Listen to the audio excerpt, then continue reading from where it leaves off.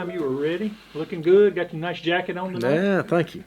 Hello, Anderson County. This is Councilman Brett Sanders, Anderson County Council Vice Chairman for District 4, doing the recap tonight for the 9/21/21 council meeting. We have some resolutions tonight. Sickle Cell Anemia Awareness Month to help the Red Cross in raising or increasing our blood supply, so please get out and donate blood. We also had a resolution honoring Mr. Francis Crowder, who served on council, was chairman of council at one time, finance committee chairman, was instrumental in the East-West Connector or East-West Parkway. Big in his church, done a lot of great things for the citizens and the community and the people of Anderson County, so we recognized him. We also recognized Colonel Dan Durham, the EMS chief from Pelzer, for his services to the community. He was a Clemson University graduate, a bachelor's degree, a master's degree, stepped in the Powdersville area and the Pelzer area and helped implement the EMS system and the care, not only just for that area, but for Anderson County and his community. So that was well deserved as well. We had a report from the Public Safety Committee, was one of the things tonight, and we're 21 days in on our new EMS system, and it's actually getting better every day. I know I hear some complaints and things of that nature of it, but actually I had requested some data. We want to be here. We're here now. Prior to our old system, we're here. We had some issues last week or week before last, and we had the highest call volume ever in Anderson County. Our QRVs are working great. They're making some adjustments on staffing and positioning of them, but it's a living, breathing entity that has to be tweaked and changed, and I think our Public Safety Committee is doing a wonderful job in following up and listening to the needs. We made some changes in dispatch. So again, it's early on in the system, and I truly believe, and I believe the majority of the council believes, and the Public Safety Committee believe that it's going to be what's best for the citizens overall. Just got to get behind it and support it, and allow some time. But for those that are concerned, our call volumes and times less than 10 minutes are greater than they were prior. Like I said, some of the tweaks and the adjustments that we're working on, I think we're required, the contract says that our provider should have 17 ambulances at peak time. As of today, I don't think we had 21 ambulances actually running today. So things are progressing and moving in a direction that we know that it will, and some of the anticipated pitfalls, or not really pitfalls, but some of the anticipated problems or things that need to be tweaked have come up. We were aware of them, and they have been and are being addressed immediately as they come up. We had a report from the Sewer Ad Hoc Committee. We're closing down one of our sewer treatment plants that is actually at capacity, and it's going to end up saving the taxpayers a lot of money. I think $21 million a year just on shutting it down and going the alternate route that we're doing. It's going to free up over an additional now 1.5 million gallons per day. We're going to be able to treat it now at $1.26 per 1,000 gallons. And we're talking, a million gallons a day, so that's huge savings. The plant or the waste treatment facility is not going to be totally decommissioned. We're actually going, they call it mothball it, but we're looking into using it to accept septic waste and treat septic waste, which there's nowhere in Anderson County now to do it. So it's going to be repurposed or reused. Along with the savings of the gravity lines that we're doing, freeing up.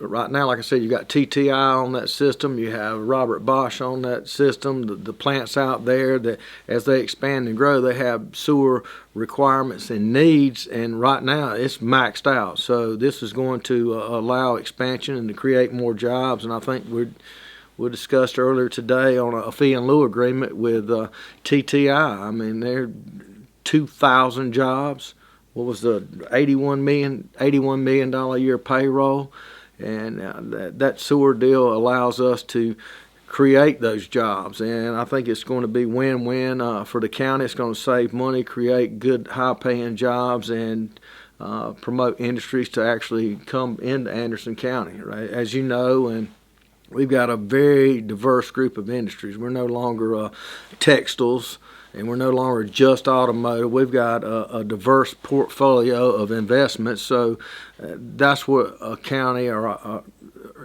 your portfolio, anyone needs to succeed. You don't want all your eggs in one basket, and I think our economic development office is doing a tremendous job. Our administrator, our council members are working to diversify our industries, and I really appreciate the efforts that people are putting in. Also tonight we had a report from the Finance Committee meeting on 9/20/21.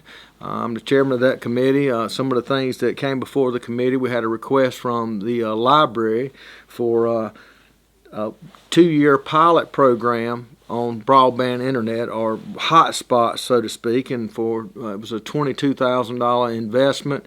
It's going to allow the county to provide internet access through the library system. You can actually go and check it out on a 2-year pilot program.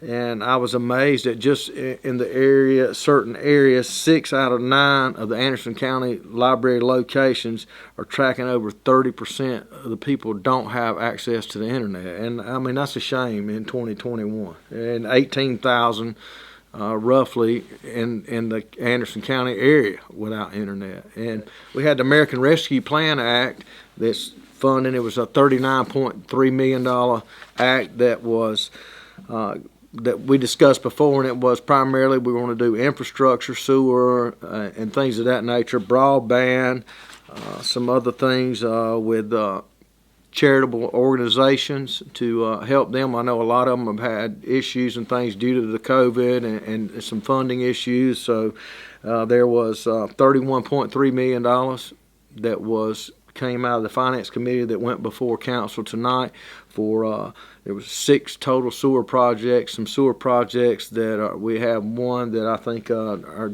wastewater manager showed me with the bore scope deal in there that this actually has holes in it. So we're bringing up some of those up to current specs. I think there was some stuff in some stormwater issues, Gilmer Estates, but there was 6 projects overall that are going to be addressed, that need to be addressed, and I'm excited to see that the funding's there to do those. There was also a joint money to do our joint wastewater treatment plant, which was a great project, and I met with the administrator and others. I met with the city of Pendleton, or the town of Pendleton. We met with Clemson. It's going to be a joint venture with Clemson,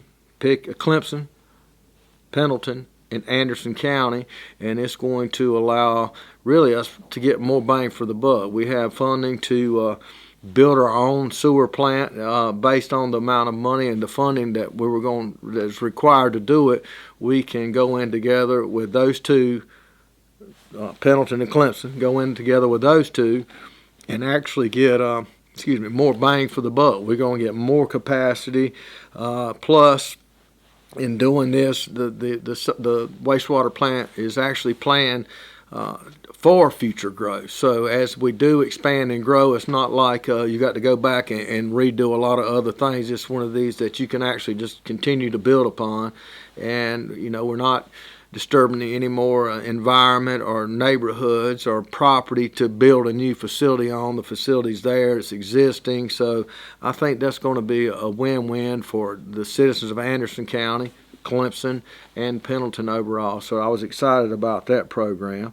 There was also there's $1.6 million remaining out of those funds that we haven't voted on yet, but we'll come back before the Finance Committee, and the primary focus on that is broadband. And I know that I get a lot of calls from the Townville, Fairplay area where I live. I don't have internet access, so I'm having to try to do everything off a cell phone until I can get to the office. But there's a lot of funding coming in that hasn't been spelled out how it has to be or can be used. I do know the county is partnering with some private entities and things as well on getting our engineering, our thought process around what we need to do.